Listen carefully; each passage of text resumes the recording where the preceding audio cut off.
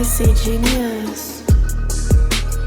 Друзья, всех приветствую! Сегодня в обзоре рассмотрим шикарные трибридные наушники от компании Dynu стоимостью $500. И приходят они в средней по габаритам коробке с довольно минималистичным оформлением. Здесь есть логотип компании Dynu, а также указано название этой модели DK3001BD Braindance. Но тут сзади уже указаны технические характеристики этих наушников, и за звук в этих наушниках отвечает буквально отличная связка. Из одного динамического драйвера, взятого из флагмана Dynu Glacier для низких частот, а вот для средних частот тут используется целых 4 арматурных излучателя. А вот для воспроизведения высоких частот нас решили удивить использованием целых 4 микропланарных излучателей. И такого количества я еще нигде не встречал. Да, ребята, это конечно рискованно, но поверьте мне, результат определенно оправдан. Но чувствительность составляет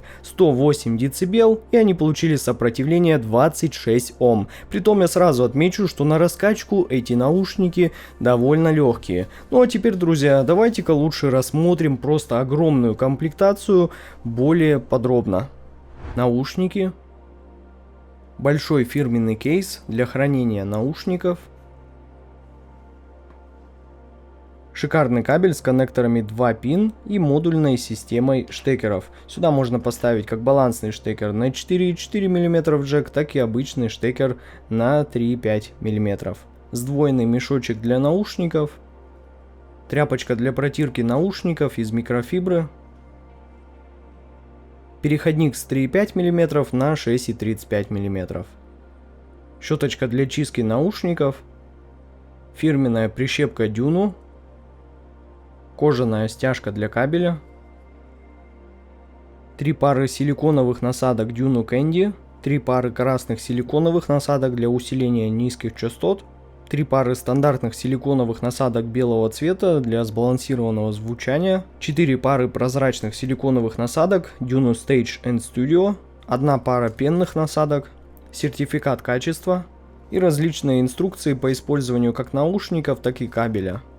Наушники довольно крупные, полностью выполнены из алюминия, но вместо обычного анодирования они имеют циркониевое керамическое покрытие, что позволило добиться вот такой вот уникальной матовой отделки корпуса с просто безумно футуристическим оформлением лицевой панели, где можно увидеть как и 2 небольших винта, так и 2 акустических отверстия и целых 9 небольших отверстий для компенсации. И эти наушники имеют довольно выраженный открытый эффект и немного играют музыку наружу. И если даже приложить наушник с включенной музыкой к уху лицевой частью, то я могу довольно четко слышать всю музыку, что играет в наушниках. Причем обратите внимание, что на правом наушнике тут имеется цифра 30, а на левом 0,1. И тут даже нашлось место для логотипа компании, так и для маркировки канала и указания используемого разъема у наушников, и в моем случае это 2 пин. В общем, как по мне, ребята, внешний вид у этих наушников реально хорош. Вот лично я люблю что-то такое необычное,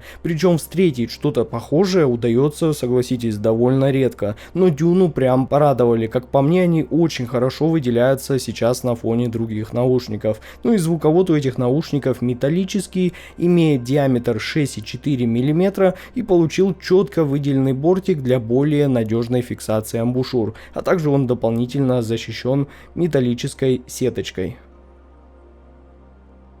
Ну и с посадкой, друзья, тут полный порядок. Да, наушники, конечно, очень крупные, звуковод у них не маленький, но у меня в ушах сидят они просто превосходно. Ничего нигде не давит и звукоизоляция очень даже хорошая, как для наушников с более открытым типом конструкции. Ну а подобрать амбушюры для этих наушников, я уверен, для вас не будет проблемой, так как в комплекте тут есть просто целая гора качественных фирменных амбушюр от Dynu, как и для более басовитого и гладкого звучания, так и для более сбалансированного и даже более яркого. И самое главное, что комплектный кабель у этих наушников реально очень хорош, очень удобен в использовании, на ухо при использовании не давит и пользоваться им одно удовольствие, да и возможность поставить необходимый штекер не может не радовать. Но приобрести наушники Juno DK3001 Braindance вы сможете прямо сейчас в официальном магазине компании Juno на AliExpress. Здесь же можно будет выбрать, какую версию наушников вы хотите, с коннекторами MMCX, либо с 2-пин, как в моем случае.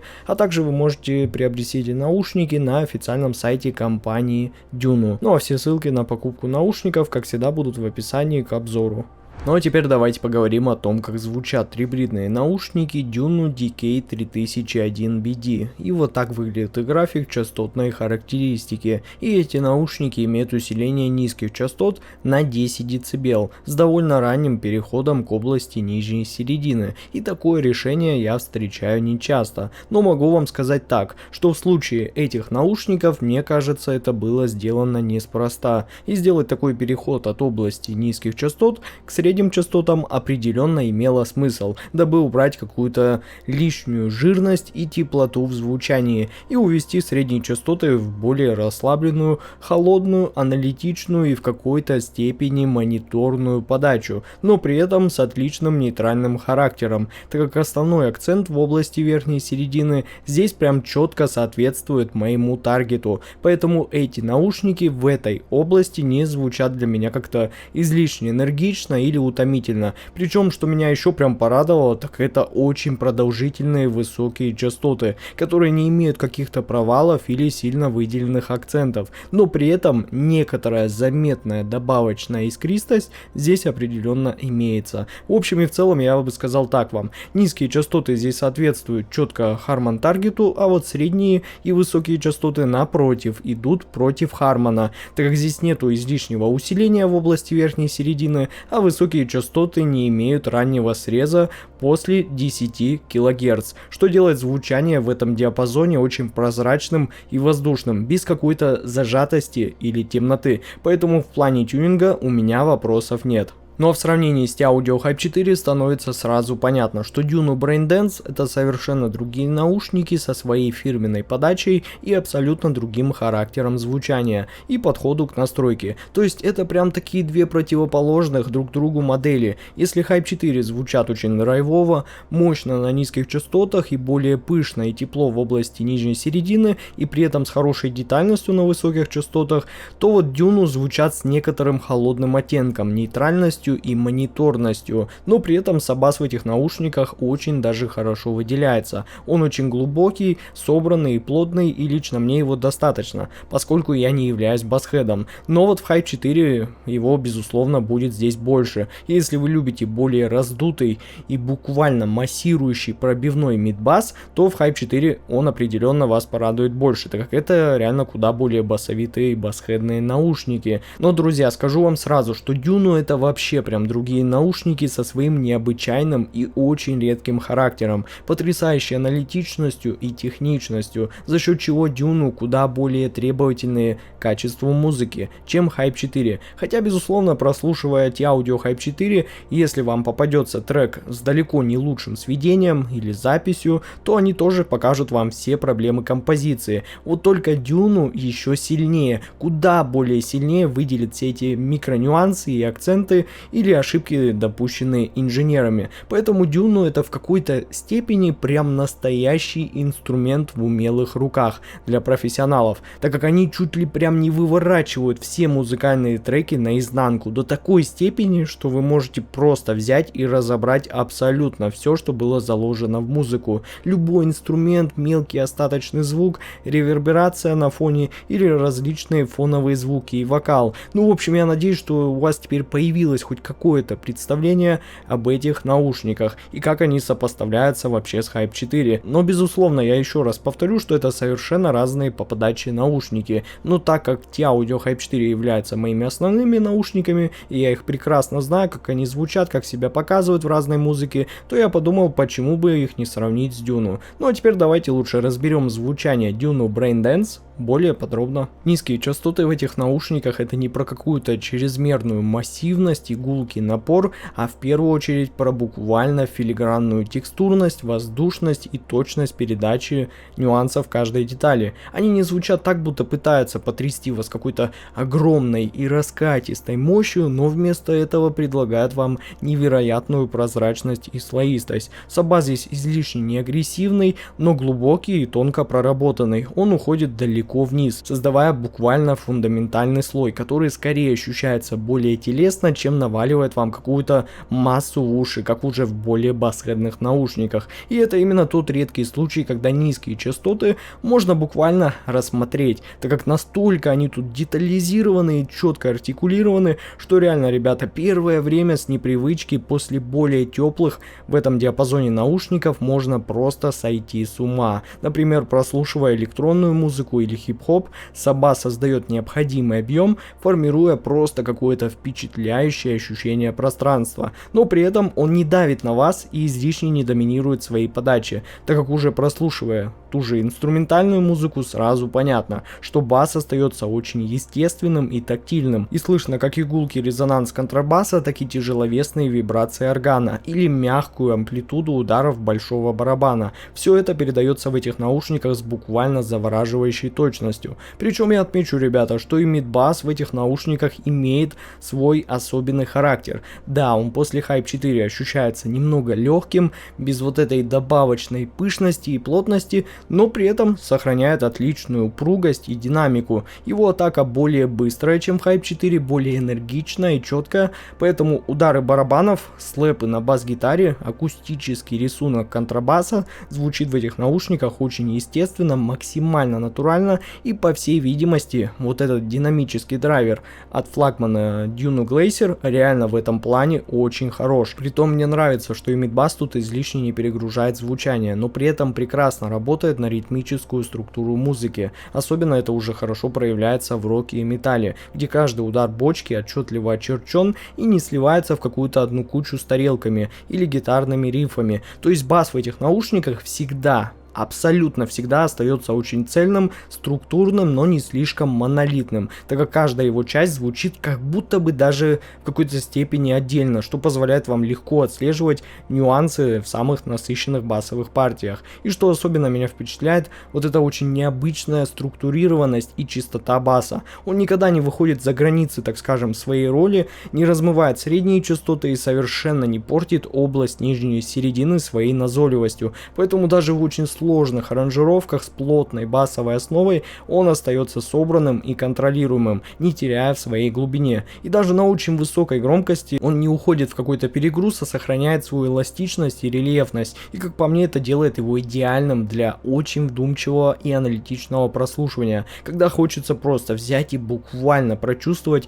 не только ритм, но и мельчайшие оттенки звучания низких частот. Я думаю, что Juno Braindance это именно те наушники, которые выбирают в первую очередь не ради какой-то безумной и ударной силы баса, а ради его качества, нюансов и тонкости передачи деталей, так как он остается чистым, панчевым, невероятно текстурным и воздушным, и при этом достаточно плотным и максимально собранным. И такой бас не просто как-то дополняет музыку, а он буквально раскрывает все ее самые скрытые грани, позволяя услышать вам и глубину, и сложность каждой басовой ноты. Но вот средние частоты в Juno Braindance это абсолютная прозрачность и воздушность, доведенная буквально до предела. То есть у меня сейчас есть четкое ощущение, что все, дальше уже деваться точно некуда, так как они еще более воздушные и безумно прозрачные, чем в T-Audio Hype 4, за счет чего при прослушивании этих наушников у вас создается хорошее ощущение легкости, простора и буквально беспрепятственного потока звука. Каждая самая мелкая деталь в этих наушниках передается с буквально хирургической точностью. Вокал раскрывается во всей своей естественности, а инструменты звучат предельно чисто, с четкими очертаниями и великолепной текстурой. Но вот что меня особенно впечатляет, так это передача атак и переходных процессов. Малый барабан звучит хлестко, с четким щелчком и быстрым затуханием. При этом у него присутствует прекрасно выделенный значительная глубина его корпуса, что добавляет еще большей натуральности, так как, поверьте мне, ребята, далеко не все наушники могут отобразить вам такое, а вот гитары, будь то электрические или акустические, обладают великолепной разборчивостью и тембральной насыщенностью, слышны буквально все мельчайшие оттенки струн, динамика удара медиатора и даже, ребята, реверберация корпуса. Но безусловно я должен вам сказать, что нижняя середина в этих наушниках заметно облегчена в сравнении с Hype 4, что добавляет Дюну общей легкости звучания, убирая какую-то чрезмерную вот эту пышность и некоторую добавочную теплоту, что есть у Hype 4. Но при этом самое главное, что насыщенность тут никуда не пропадает. Голоса звучат очень естественно, открыто и чисто, без какой-то там излишней темноты или зажатости. А инструменты в этом диапазоне обладают прекрасной текстурой. Рояль звучит довольно полновесно и глубоко, а виолончель дает вам такое мягкое и очень богатое звучание. Ну а духовые раскрываются с очень выразительными обертонами. А вот верхняя середина в этих наушниках невероятно детализирована, но отмечу, что подчеркнута она настолько аккуратно, что это не приводит к какой-то излишней яркости или агрессии и дает вам ощущение абсолютной открытости в подаче. Особенно это заметно, прослушивая уже женский вокал, который буквально парит в воздухе, а духовые инструменты звучат очень насыщенно, но отмечу, что не рисковато. И как по мне, все это делает звук по-настоящему живым, трехмерным и довольно энергичным. То есть подача этого диапазона, несмотря на некоторую свою особенную мониторность, точно тут не скучная и не сухая, а живая, наполненная и очень правильно подающаяся. И в итоге Juno Braindance предлагает средние частоты, которые сочетают в себе безумную прозрачность, воздушность и точность с насыщенностью. Они раскрывают абсолютно все нюансы звучания инструментов, передают вам мельчайшие динамические переходы и позволяют услышать вам музыку так, как она задумалась, с полной вовлеченностью и максимальной разборчивостью. Ну и конечно, высокие частоты в Juno Braindance — это абсолютная техничность, детальность и воздушность с заметным планарным характером в подаче. То есть тут прям сразу понятно, что его от нас не старались спрятать. Да, конечно, из-за этого высокие частоты подаются тут более светло и дерзко, чем в Hype 4, но при этом, друзья, звучат они очень естественно, без искусственной какой-то неприятной резкости или излишней стерильности, где каждая деталь верхов раскрывается очень четко, точно и правильно, и без чрезмерной какой-то агрессии. Но, конечно, при условии, что вы перешли на эти наушники с чего-то более похожего, а не с каких-то там очень темных или вообще глухих наушников без высоких частот. Иначе первое время вам определенно придется привыкнуть. И то, что меня здесь особенно впечатляет, это именно планарный характер, так как эти наушники обладают той самой потрясающей скоростью атаки, моментальным затуханием и просто какой-то невероятной плавностью. Этот, так скажем, эффект особенно заметен уже в тарелках, так как хай-хеты звучат очень воздушно и открыто, а райды отдают чистым стеклянным звоном, без какой-либо грязи. Ну а крыши уже демонстрируют поистине роскошное натуральное рассыпание, без какого-либо малейшего намека на сибилянты. Поэтому в симфонической музыке духовые инструменты получают буквально кристальную ясность, а струнные верхнего регистра раскрываются с просто какой-то потрясающей глубиной и богатством обертонов. Вот именно за это я и люблю планарные наушники. Но у вас, конечно, на этот счет может быть свое мнение. Можете написать мне об этом в комментариях, мне будет просто интересно почитать. И как я и сказал вам ранее, что да, высокие частоты здесь подчеркнуты, но за счет своей отличной тембральной достоверности и правильной подачи они не выходят за рамки естественного звучания. Слышно как мельчайшие нюансы реверберации, так и послезвучия каждого инструмента и всю вот эту атмосферу записи. Это именно тот случай, когда детали не просто слышны, а ощущаются как некоторая часть общей звуковой картины, а не какой-то отдельно добавленный акцент. Но вот воздушность высоких частот подчеркивает именно общее ощущение пространства в этих наушниках, и кажется, что звук буквально парит, не привязываясь к каким-то определенным точкам, буквально расширяя сцену абсолютно во все стороны. И при прослушивании это дает вам великолепный эффект погружения в музыку, особенно слушая какие-нибудь атмосферные треки, где можно как раз легко легко уловить мельчайшие оттенки каждого инструмента и насладиться всем вот этим прекрасным богатством текстур. И в итоге Juno Braindance предлагает вам высокие частоты, которые сочетают в себе безумную детальность, техничность и воздушность. Но при этом я отмечу, что звучат они, ребята, удивительно естественно. Да, они безусловно подчеркнуты, находятся на более светлой стороне, это нужно учитывать перед покупкой этих наушников, но они ведь не колкие, и самое главное, что имеют действительно планарную текстуру с идеальной скоростью и тембральной точностью. И все, кто хотел попробовать именно трибридные наушники с таким вот планарным характером, то я, ребята, смело могу заявить, что это реально лучший выбор сейчас. Ну а звуковая сцена в этих наушниках — это просто настоящее произведение искусства. Она безумно просторная, воздушная, с ощущением широты, которая буквально заставляет звук выходить далеко за пределы воображаемого пространства. Здесь совершенно нет какой-то ограниченности или зажатости, и каждый инструмент, каждый звук словно парит в воздухе, занимая свое место в идеально выстроенной звуковой картине. И пространственность звучания здесь просто поражает. Глубина сцены ощущается отчетливо, с четким разделением переднего, среднего и дальнего плана, а вокалисты находятся именно там, где им положено быть, а именно четко по центру или чуть отойдя по панораме. И по восприятию нет такого, что они будто прижаты к слушателю, но и самое главное, что не теряется в общей глубине микса. Да и разделение инструментов здесь безусловно выполнено просто на каком-то высшем уровне. Даже в самых плотных аранжировках все остается кристально чистым, без малейшего какого-то наложения или, так скажем, слипания звуков. Все образы локализуются максимально понятно и самое это главное точно, и это дает вам ощущение абсолютной прозрачности, так как можно буквально пройтись самому по звуковой сцене, четко различая, где и откуда идет звук, и как он вообще взаимодействует вот с этим окружающим пространством. Притом и редкий эффект 3D пространства здесь выражен просто великолепно, и возможно как раз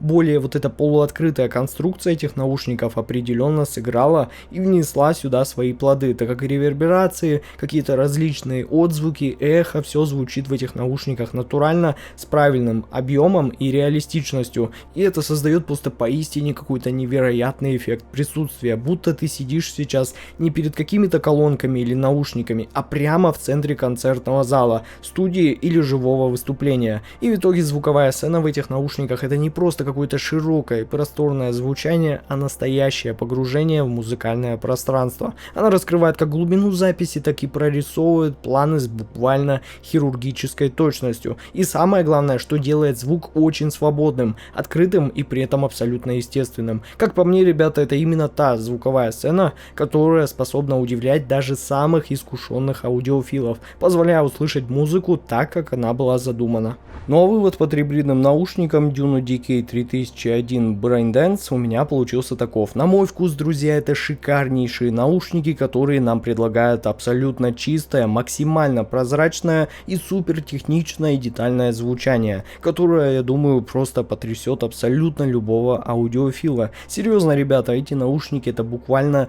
целый микроскоп для исследования и изучения любой музыки. В них слышно абсолютно все нюансы, и такое чувство, что вы не просто слушаете музыку, а буквально владеете ею. Настолько наушники четко и, самое главное, быстро отыгрывают тяжелые инструментальные жанры, что реально можно первое время просто сойти с ума, особенно если вы переходите на них с чего-то более простого. Поэтому от себя, ребята, я смело рекомендую эти наушники к покупке. А ссылка на покупку этих наушников, как всегда, находится в описании и в закрепленном комментарии под видео. С вами был IC Genius, спасибо всем за просмотр, всем удачи и пока.